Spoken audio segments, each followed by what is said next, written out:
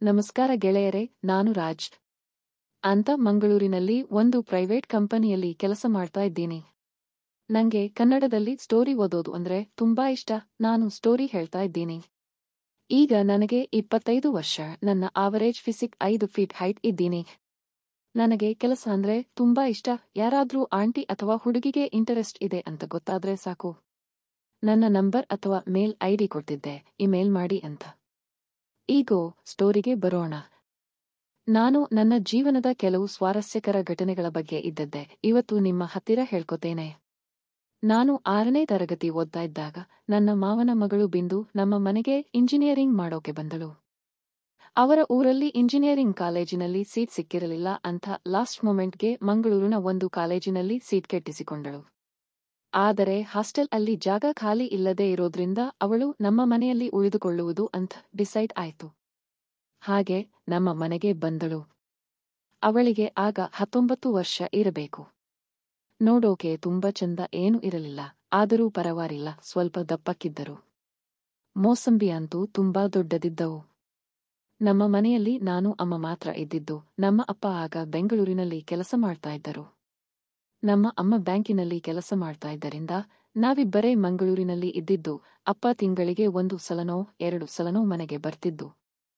ನಂದು ಸಿಂಗಲ್ ಚೌಕ ಇರೋ ಮನೆ. ಮೊದಲು ನಾನು ಅಮ್ಮ ಜೊತೆಯಲ್ಲೇ ಒಂದೇ ಕಡೆ ಹೋಗಿ ಬೀಳ್ತಾ ಇದ್ದಿ. ಅಪ್ಪ ಬಂದಾಗ ನಾನು ಹೊರಗಡೆ ಹಾಲಿನಲ್ಲಿ ಬಿದ್ದುಕೊಳ್ಳುತ್ತಿದ್ದೆ.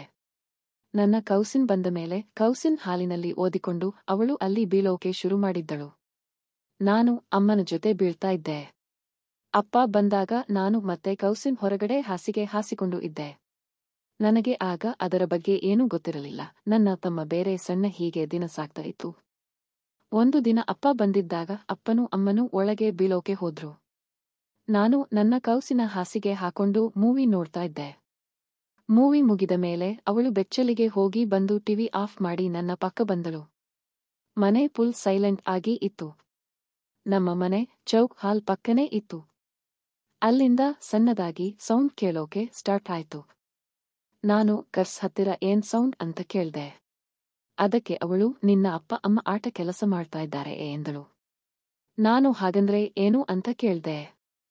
ಅವಳು ಏನಲ್ಲ ಎನ್ನುತ್ತಾ ಹೇಳಿ ನನ್ನ ಕೆನ್ನೆಗಿಲ್ಲಿದಳು. ಬೆಳಿಗ್ಗೆ ನಾನು ಎದ್ದು ಶಾಲೆಗೆ ಹೊರಟೆ, ಅವಳು ಕಾಲೇಜಿಗೆ ಹೊರಟಲು. ಇಬ್ಬರೂ ಒಟ್ಟಿಗೆ ಆಟೋಲಿ ಹೋದ್ವಿ. ಹೋಗುವಾಗ ನಾನು ಕೇಳ್ದೆ, ಅಕ್ಕ ನೆನ್ನೆ ಏನೋ ಸೌಂಡ್ ಬರ್ತಿತ್ತು, ಏನು ಅಂದ್ರೆ ನೀನು ಏನು ಹೇಳಿಲ್ಲ ಅಂತ. ಅದಕ್ಕೆ ಅವಳು ಅದು ಒಂಥರ ಆಟ ಕಣೋ, ನಿನಗೆ ಗೊತ್ತಾಗಲ್ಲ ಬಿಡು ಅಂದ್ಲು. ನಂಗೆ ಎಲ್ಲ ಗೊತ್ತಾಗುತ್ತೆ, ನೀನು ಹೇಳು ಅಂದೆ. ಅವಳು ನಗುತ್ತರ ಏನೋ ಗೊತ್ತು ನಿಂಗೆ ಅಂದ್ಲು. ಅದು ಅಪ್ಪ ಅಮ್ಮ ಜಗಳ ಮಾಡ್ತಾ ಇರ್ತಾರೆ, ಅದಕ್ಕೆ ಸೌಂಡ್ ಬಂಡ್ ಅನ್ಸುತ್ತೆ ಅಂದೆ. ಅವಳು ಮತ್ತೆ ನಗುತ್ತಾ ಹೌದು, ಒಂಥರ ಪೈಟ್ ತರಾನೇ, ಆದ್ರೆ ಪೈಟ್ ಅಲ್ಲ ಅಂದ್ಲು. ಮತ್ತೆ ಏನು ಅಂತ ಹೇಳು ಅಕ್ಕ ಅಂತ ಹಿಂಸೆ ಕೊಟ್ಟೆ. ಅದು ಅಪ್ಪ ಅಮ್ಮ ಆಟ ಕಣೋ ಅಂದ್ಲು. ಅಂದ್ರೆ ಏನು ಅಂತ ಕೇಳ್ದೆ. ಅವಳು ಹೇಳೋಕೆ ಆಗಲ್ಲ, ನೀನು ದೊಡ್ಡವನು ಆದ್ಮೇಲೆ ನಿನಗೆ ಗೊತ್ತಾಗುತ್ತೆ ಅಂದ್ಲು. ಇಲ್ಲ, ನಂಗೆ ಇವಾಗ್ಲೇ ಗೊತ್ತಾಗಬೇಕು ಅಂತ ಹಠ ಮಾಡಿದೆ.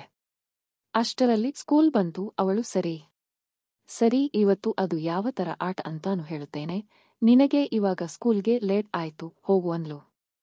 ಮನೆಗೆ ಬಂದು ಟಿವಿ ನೋಡ್ತಾ ಕಾಲ ಕಳೆದೆ. ಸೂರ್ಯ ಮುಳುಗಿ ಸುಮಾರು 6 ತಾಸು ಆದಮೇಲೆ ಎಲ್ಲರೂ ಊಟ ಮಾಡಿ ಬೀಳೋಕೆ ಹೋದ್ವಿ. ಅಪ್ಪ ಅಮ್ಮನ ಕಡೆಯಿಂದ ಮತ್ತೆ ಸೌಂಡ್ ಬರೋಕೆ ಶುರುವಾಯಿತು. ಅಕ್ಕ ಮೊಬೈಲ್ ನೋಡ್ಕೊಂಡು ಕೂತಿದ್ಲು. ನಾನು ಅಕ್ಕ ಏನು ಮರೆತು ಹೋದ್ಯಾ, ಆಟ ಆಡೋಣ ಅಂತ ಹೇಳಿದ್ದೆ ಅಂದೆ. ಅವಾಗ ಅವಳು ಇರೋ ಬಂದೆ ಅಂತ ಹೇಳಿ ಒಳಗೆ ಹೋಗಿ ಸುಸು ಮಾಡಿ ಬಂದಳು.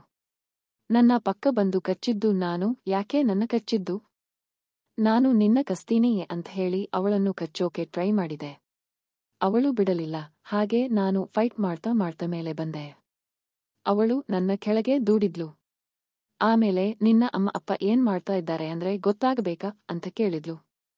ನಾನು ಹೌದು ಅಂತ ಹೇಳ್ದೆ. ಆಟ ಆಡೋಕೆ ಮುಂಚೆ ಫಿಲ್ಮ್ ನೋಡೋಣ ಅಂದ್ಲು.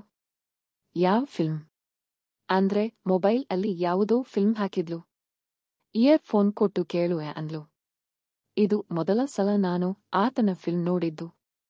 ನೋಡ್ತಾ ನನ್ನ ಪುಟ್ಟು ತಮ್ಮ ಸೆಟ್ ಎತ್ಕೊಂಡು ನಿಂತ.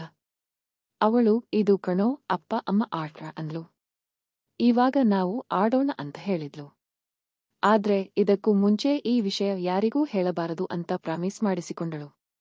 ಹೋಗಿ ಅಪ್ಪ ಅಮ್ಮ ಇದ್ದ ಬಾಗಿಲು ಲಾಕ್ ಮಾಡಿ ಬಂದಳು. ನಾವು ಬೆಳಿಗ್ಗೆವರೆಗೂ ಆ ಕೆಲಸ ಮಾಡಿ ಮುಗಿಸಿದ್ದೇವೆ.